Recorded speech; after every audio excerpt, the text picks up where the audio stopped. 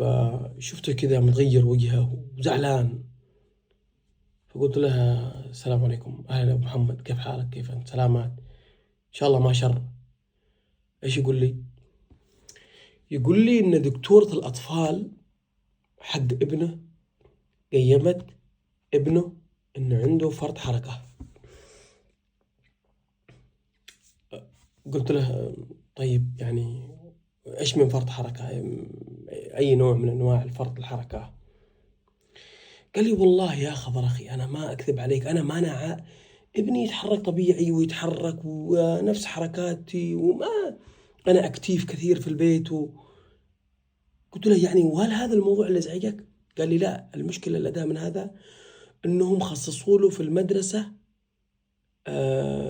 واحد يتابعه 24 ساعة في خلال فترته في الدراسة. قلت له طيب يا أخي يمكن لعله خير. قال لي لا والله يا أخي، ابني لما نشوفه منعزل لوحده كذا وجالس يجي لعندي يقول لي يا ما أدري كيف. أنا مش أطول لكم في القصة، بقول لكم يا باختصار، إذا عندك أولاد في أوروبا لا تسمع لكل ما يقول الدكتور، لا يدخلوا في قلبك رعب، لا يدخلوا في ابنك في قلبك انه خلاص ابنك عنده توحد، وان ابنك عنده ضعف نطق الكلام، وانه عنده يا اخي انت جاي دولة من كلام الدولة اللي انت فيها يتكلمون باللغة الانجليزية او الالمانية، وانت جاي من مجتمع عربي.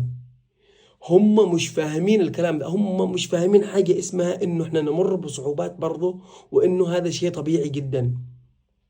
وشوف الجاليات التركية كيف الناس الآن بدأوا يتكلموا، كانوا كلهم صغار نفس الكلام، ولما كبروا تعلموا اللغتين. وين المشكلة إذا كان الأب والأم يتكلموا اللغة العربية، واللغة اللي مثلا إذا كانت أسبانية أو ألمانية أو إنجليزية أو أي ما كانت بيكتسبها. بس هم في عقليتهم انهم مش يدخلوا الرعب لقلبك الدكاتره او الاخصائيين، عشان انت تبدا من الان تمر خلاص انا ابني مريض، والله انا عنده والله انا عندي كذا، وانت نفس الكلام بتجلسي تبحثي، انا عندي مثلا عندي ابني ضعف نطق وكلام وعندي يا اخي ابنك في دوله اجنبيه، لازم تفهم الشيء هذا، وابنك لا زال صغير، لازم تفهم الشيء هذا. اقسم بالله يا شباب انا اذكر ايام